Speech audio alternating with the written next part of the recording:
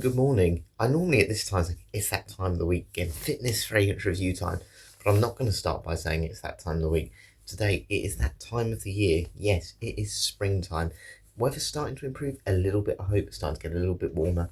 Obviously the trees are starting to sort of sprout out. Everything feels like it's going back to that more summer warm weather time, and that means a transition in fragrances. Yes, this is my favourite time of the year. I love my winter scents. I love the complexity of them, but I'm also looking forward to wearing something a little bit easier, a little bit more simplistic for this spring season. And basically today I want to pick three fragrances that I think are great spring ones, to then pick one that's going to be my spring fragrance of the year.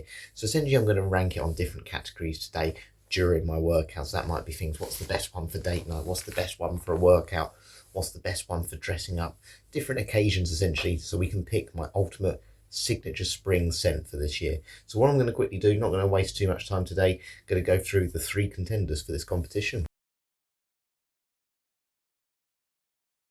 First one, I've had this fragrance now for about a year, absolutely love it, but I haven't worn it for ages. Again, it just hasn't felt the right time of season. Essentially, it's been a little bit cold, bit damp, bit dark, but it's Terre d'Hermès Eau Givre. So this is a flanker of the original Terre d'Hermès.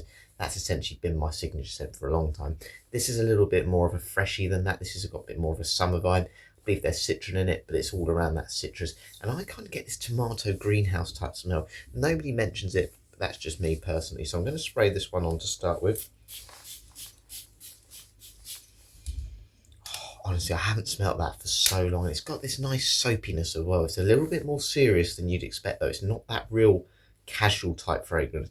It's a little bit more grown up. Certainly has that Terre d'Hermès DNA. Very naturalistic, very realistic type scent. Doesn't smell synthetic at all. So that's the first one in our competition today. The next one here is an Acqua di Parma fragrance, a Rancia di Capri. Not the strongest fragrance. Obviously, I've done reviews on all of these fragrances today before, so check those out, my fitness fragrance reviews. This one, again, not very strong, but it's very realistic. The smell of the orange in this is brilliant. I haven't, again, smelled it for a long time because it just hasn't felt the right season. Yeah, it's a lovely, nice, soapy type orange. It's not really sharp. It's not like a really fizzy citrus. It almost feels like it's a little bit of muskiness. I believe there's a caramel in the base though, but it's not about that at all. It's all about this orange. Very much an orange-based fragrance with that clean washing type smell. Absolutely delicious. Rancia di Capri came out in the 1990s, I think 1999. So it's been around a long time, and for good reason. It's very popular, very wearable, certainly unisex as well. And then the last one, this fragrance I believe has been discontinued now, but it's Elphaba Throp, which has probably been my favourite fragrance so far of 2026 in terms of my new buys. Obviously, as you can tell by the label, it's a green type fragrance, but there's this nice vanilla in it as well. So there's this kind of weird combination where you get this kind of like fougere barbershop type smell, the vanilla, but also this really nice smokiness in the background. If you said, oh, you know, Wicked the musical, I've never actually seen Wicked, you'd think of it being like this kids musical. This is a very grown up, very mature scent, and it's just lovely. It's a very change of pace from Lush. I can't think of any of their other fragrances that have this smoky vibe, and yeah, it's just amazing. I think there's a bit of oak moss in here, which is one of my favourite notes in fragrances. Yes, there definitely is some oak moss in there, which is giving that barbershop shaving cream vibe. So yeah, here are essentially three of my favourite fragrances that I think are perfect for spring season, where it's starting to warm up and you're outside a little bit more, putting on shorts, maybe your casual meetups with friends and things like that. So essentially what I'm going to do then today during my workout, obviously I'll be going for a run, walk to the gym, do a gym workout, walk back, all the usual things. I'm just going to go for a few categories today essentially, and then we'll pick essentially which one I think is my best spring fragrance for 2026. So yeah, no time to waste. Let's get out there and yeah, we'll do the first two categories. I feel like I need to whisper at the moment because it's so early. It's about 7:15 on a Sunday morning, and yeah, it seems so light, doesn't it? It's another reason I love spring. How much lighter these mornings are getting makes it a lot easier trying to get out the door when going for a run. But let's do the first category then for these three spring fragrances. So we'll start with which one I think is the best office scent of the three. Which one's the best if you're someone who, yeah, basically your work day, if you know, dress smart casually, you know, in a climate controlled environment, moving around. Which one do I think is the best to dress up on those everyday occasions? Let's go through them individually. So we'll start with Terre d'Hermès Eau Givre. What I really like with this one, it has got that class and sophistication about it. It's certainly not basic by any stretch, but it is obviously more citrus woody heavy than anything that's too dark or too smoky. But the thing I love with Hermes fragrances in general, not just this one, is they do have that feeling of spring. They're very naturalistic, outdoors, feels like you're walking through a spring garden with all of them, whether that's Rhubarbe Écarlate, just the original Terre d'Hermes, you know, even some of the other ones, some of the flankers here like this one, H24, there's plenty out there that I just think are brilliant. They just make you feel like springtime and being out in nature. That's where I think Hermes DNA really sets them apart from the rest, if you like those genre fragrances, which I do. Then we go on to Elf Bothrop. Elf Bothrop, look, obviously I know it's a collaboration, it's one that seems to have disappeared now, but it's the opposite of what I think Lush normally is. You know, Lush are normally quite simplistic in their note breakdown. They have 3 or 4 notes and they just do them really well, and I think that's a positive for them. I don't think being basic is a bad thing for Lush, but this one, it really isn't basic. The actual ingredient list is huge on this in comparison to some of the others, and there's plenty of notes in this. I believe there's also a bit of bergamot in this, but you know, you've definitely got a bit of oak moss, and there's this nice smoky background alongside a bit of vanilla. It's very classy, very elegant, very grown up, and a very much a change of pace from Lush, but in a way that they've perfected it. They've absolutely perfected it. And similar to Hermes, it feels like one where it actually suits that smart casual office environment more than maybe those more casual ones. Whereas Rancia di Capri, again, it's got that Acqua di Parma quality, Acqua di Parma, you know, DNA, which you can just tell it's a little bit higher in prices. It certainly is more expensive than the other two, but it is more simplistic, it's more basic. This one, it's just a very clean musky orange, and again, that's always going to work almost in every situation. But the only thing with that one, which is why it's not going to win this round, is its performance. It is really weak, and obviously all reviews on Fragrantica say the same. Only tends to last about an hour or two before you don't notice it, and when you're paying high prices for that, I don't think I'd have that as my spring fragrance just for that reason. It just doesn't give enough kick for the quality it possesses.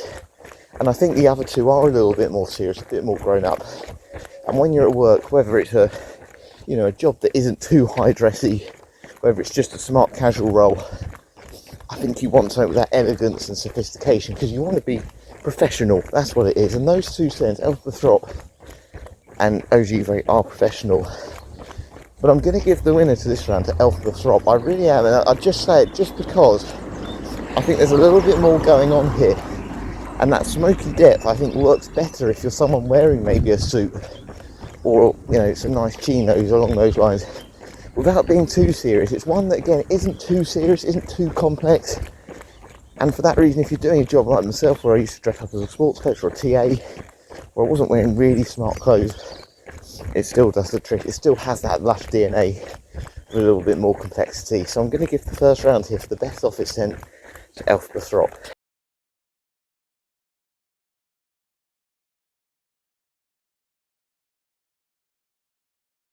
Now, if you're someone like me, you might also, of course, before your day at work, or maybe after your shift, go to the gym, go for a run, go for a walk in your local village.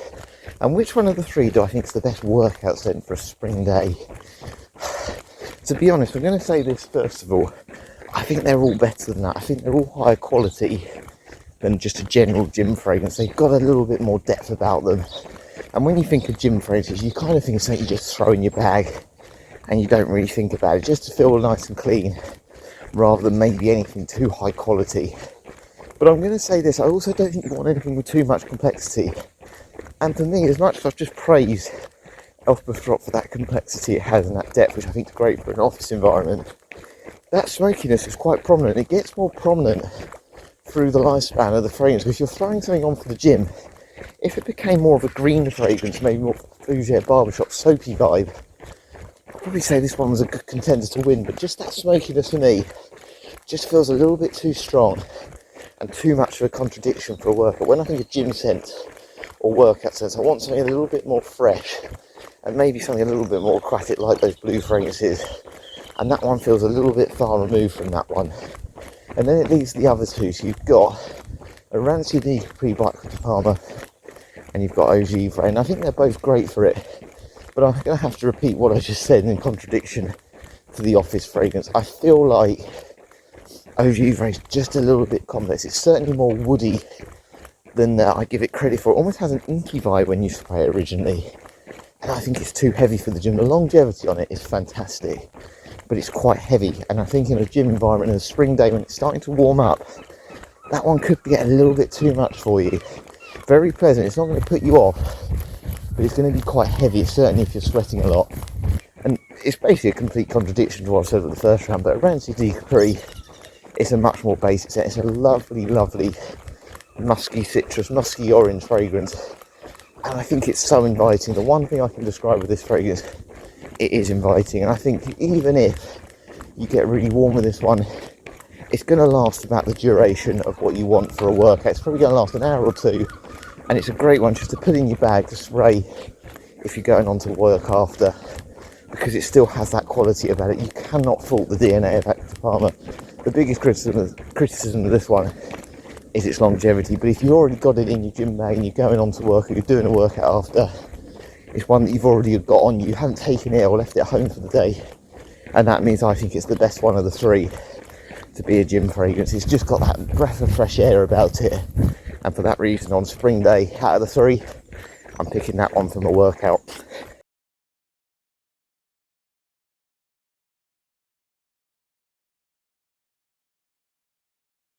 Okay then, so moving on to which one is the best date night fragrance. Well, I think when we talk about spring fragrances, we don't really think of any of them being that nighttime, date night type scent.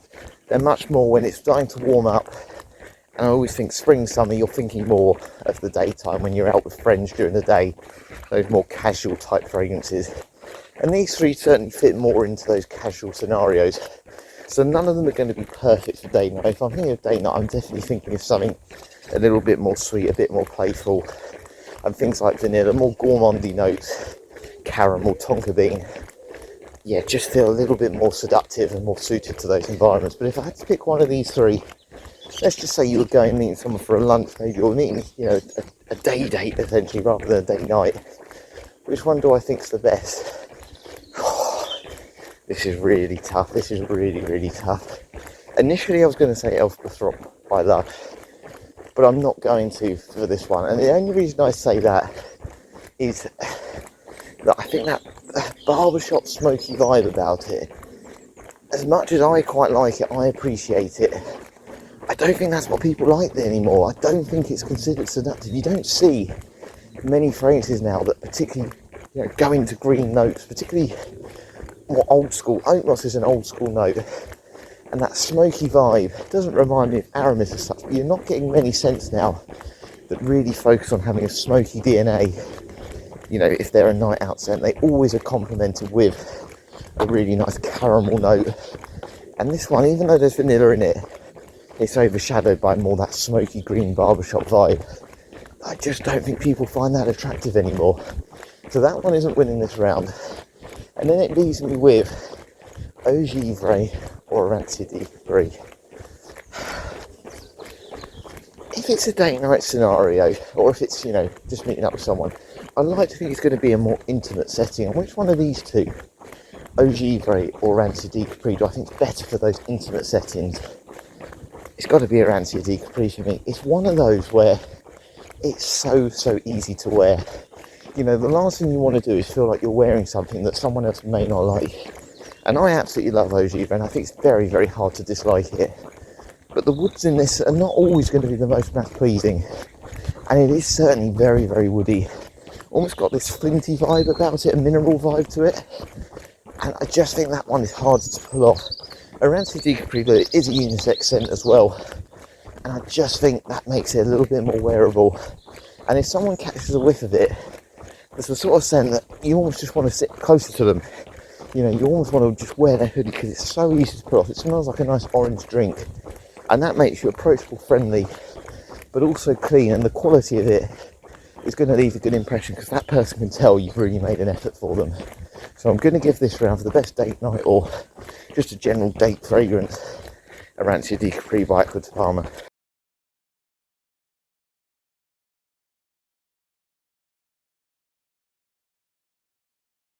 So of course the springtime might be when you're starting to think about going on holiday, so you might be booking one for the Easter time, or you might be planning to go away for the summer.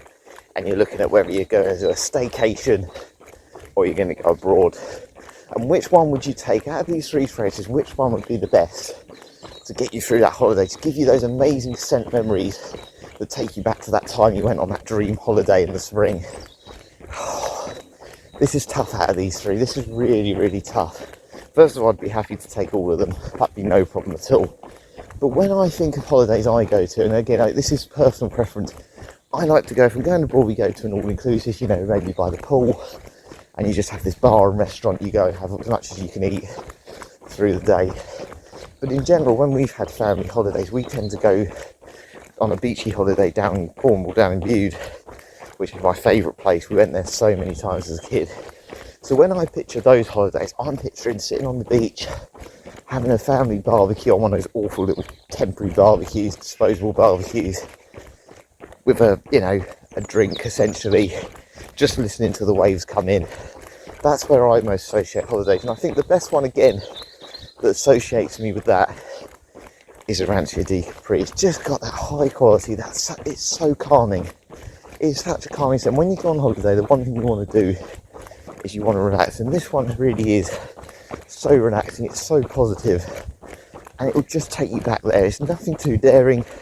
Again, I think when you're on holiday, you don't really think about what you're wearing so much. I'll be in swimming shorts, a bright pink. I'll be, just enjoying myself. I won't be thinking too much about trying to impress anyone. It's all about me relaxing. So this is me just sort of essentially being selfish, a vacation vibes then. And I think that one just represents, if we were going out for the night, like for a curry or something, we go for tapas when we're away. I just think that one's got something about it where you just think, this is relaxing. It's the one that I'd say, if I could almost define the word of Arancia di Capri, it's uplifting. It's really uplifting. It's not serious. And that's not what you want a holiday to be. You want it to be those relaxing, uplifting scents that just put a smile on your face. And I think that one, I can picture myself now going away this summer or this springtime with that fragrance on, just feeling really happy and just ready for the days ahead. So I'm going to have to say again, unfortunately, Arancia di Capri has won this round. I think that's almost the perfect vacation vibes fragrance, not just in this round, but even out of all the scents I can think of on the top of my head, I can't think of one better for a holiday season.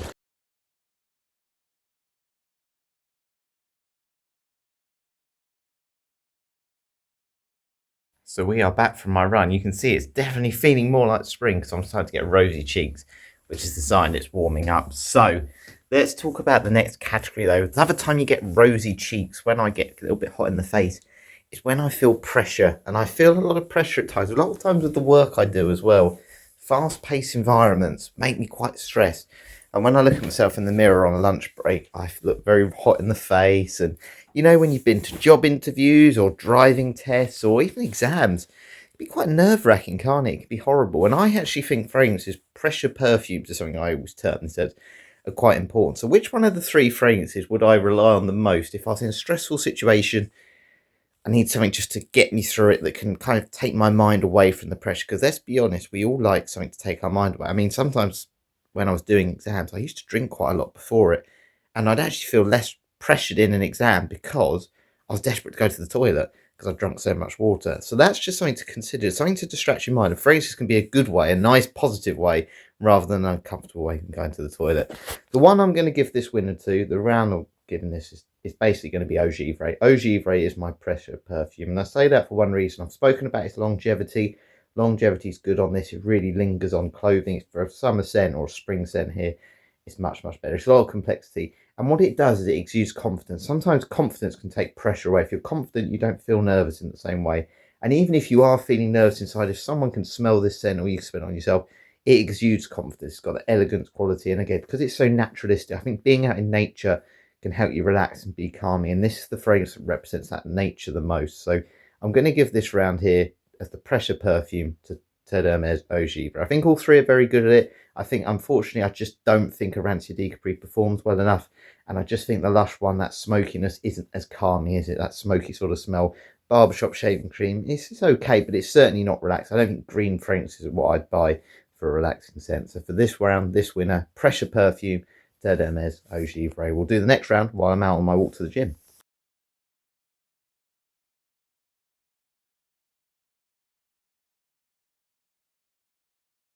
the next one is, which one would I buy as a present for someone? Say someone had a birthday in March, April, May time, so around that spring season, which one would I buy as a gift? Which one do I think would be the best bet? Well, there's a few things I'd consider here. One is obviously not what I necessarily enjoy the most, because the sort of fragrances I enjoy, this person who I might be buying for may not particularly be into fragrances. They may not, you know, have the same interest, but I always think even if you don't really have a big interest in scent, it's always a nice gift if you get some sort of smelly, even if it's something you're not interested in. It's just something that can be uplifting. It's a nice present idea, and it makes a change sometimes from chocolate and flowers. The one I'd go for here, I'm going to give it to Elf the Throp, the Lush fragrance, for a couple of reasons really. I actually had an Acqua di Parma Blue Mediterraneo before called Cedrat di Taormina, and when I was working as a sports coach, I did a Segway session, and I remember saying to the parent, she said to me, "Oh, have you opened any of your presents yet?" This was in August. I said, "Oh yeah, I've opened my brother's one, he bought me a nice spray." And then she said, "Oh, now you've mentioned it," because she was signing the consent form to say her son was safe to do it. She said, "I can smell your spray now, it's very nice." She said, "What brand is it, or what's it called?" And obviously I said it's called Cedrat di Taormina by Acqua di Parma, and she just looked at me like it was a gibberish essentially. And I think that's the thing with Acqua di Parma, if you're into your scents and stuff, you would have seen them online. But if you're someone who just buys scents or you're not really that interested and you go into a shop, you're very rarely going to see it unless you're going into some of those high-end ones. And you're probably just going to look at the price if you're someone who's not really into them and go, "I'm not buying that." So Acqua di Parma isn't particularly that well known, so I feel like that one, as much as it's very nice, and I'm sure many people at different ages, being unisex as well, would absolutely love it as a gift based on the smell, they probably wouldn't appreciate or recognise how good you really treated them there.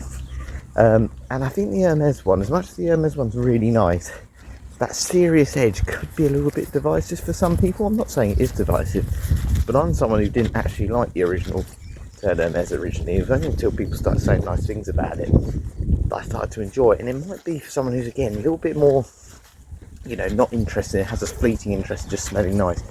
They may not appreciate that one either. Again, it's quite an expensive price. It's got the name recognition, which someone will appreciate, but again, it's not a one that you go in your local high street and see it all the time. So I'm going to have to give it to Elf the Throp, because Lush shops are kind of everywhere. Lush are doing really well. They're obviously across the world. And what I quite like with Lush is that even though this one's been discontinued, it's a unisex fragrance. I know obviously Lush leans more feminine, but again, men are missing out if they're not trying these. I've had so many compliments on Lush fragrances, and people are always surprised to know it's a Lush one, so it's a good talking point. And I think you get a lot of compliments. And like I said, even if this one's discontinued, you've got loads of other body sprays you can try. They've got loads of other products. So say you're someone who goes, "Oh, I really liked that one," you might get them into fragrances. They might end up going to these shops and going, "Oh, I'll go into that Lush shop and I might buy Rose Jam body spray because, you know, my friend bought me this one." So I just think with Lush, it's got the name recognition. But there's also a lot of shops around where you don't have to look online necessarily, and you can buy other products. You know, they've got hair creams, they've got all these other things. So you might be that person that gets them into fragrances through that scent. It's a calming, safe, you know, more relaxing type brand. They're not serious fragrances, and they're obviously a more achievable price as well. So you don't want your friend to feel pressured if you spend £80-90 if they search a Rancia D Capri, for example, then they feel they've got to spend more on you. So I just think Lush ticks those boxes. I think it's a better gift than the other ones, and I quite like the fact it can be quite gimmicky. So, you know, that gimmicky thing makes it a better present at times. So for that reason, Lush wins this round.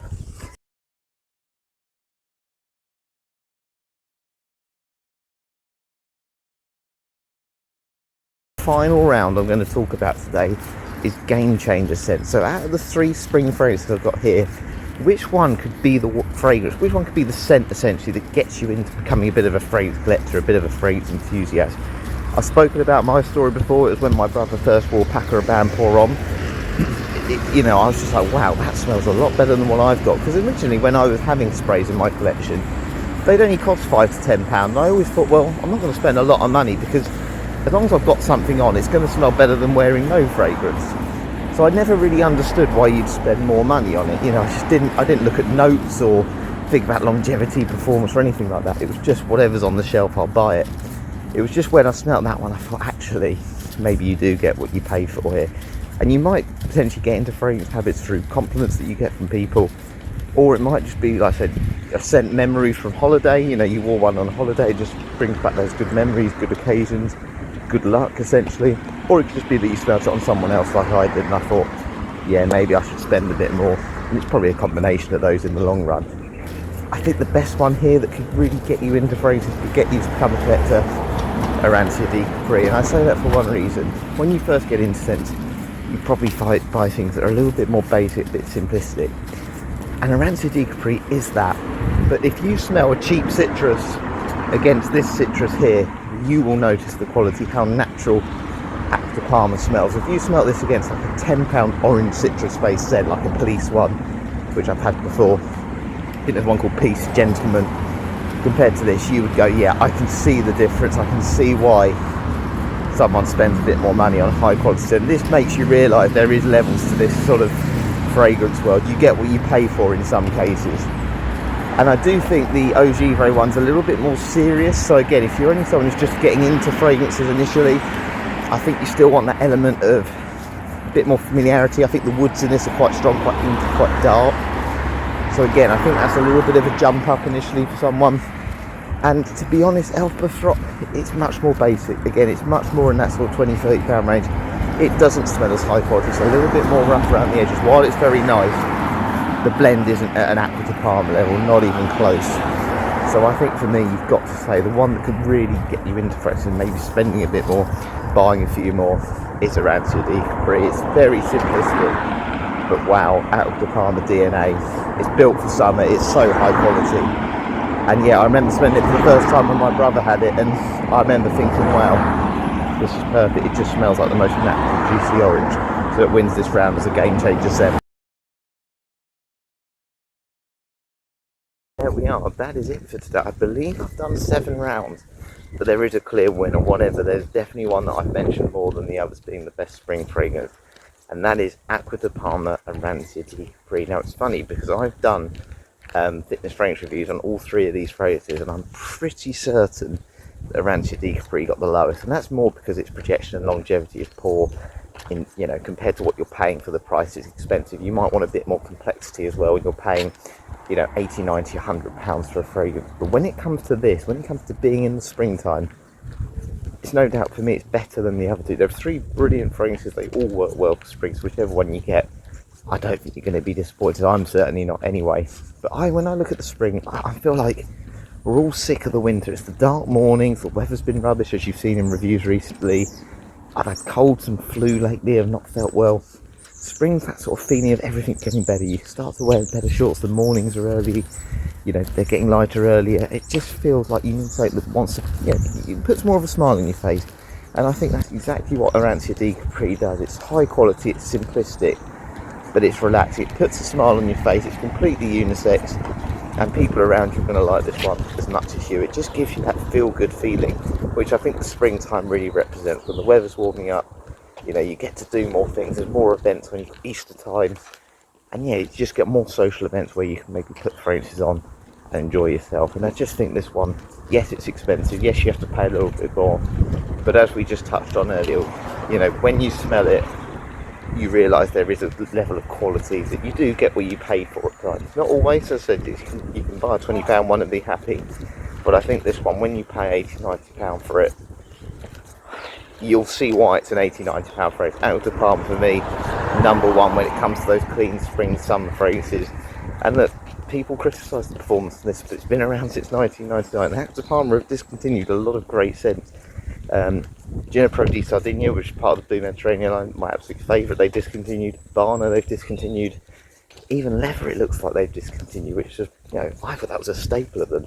This one's still been around. You're talking, what, 27 years? So the fact it's been around that long, I think speaks volumes. And for me, it's going to be my spring signature scent this year. And it's one, if you get the chance to smell it, if you've not smelled it before, give it a try, because that orange citrus in it is fantastic and it is an absolute standout. But to be honest with you, if you can get the other 2, I don't think you're going to be disappointed either. Maybe right now at the moment, if you can get your nose on it, maybe try and get Elf Bothrop, because that one's one that, unfortunately, unlike the Acqua di Parma, isn't going to stick around. So definitely recommend all of them though. And yeah, I'm really looking forward to wearing Arancia di Capri. It's definitely going to be one of my holiday scents this year. when I go away at the start of the summer. So yeah, thank you very much for watching today. Hope you've enjoyed this one. I hope it's given you a few ideas as well, and yeah, definitely looking forward to this nicer weather that's around. It's still freezing though, that's why I've got my hood up. But yeah, thanks for watching today. Catch you later.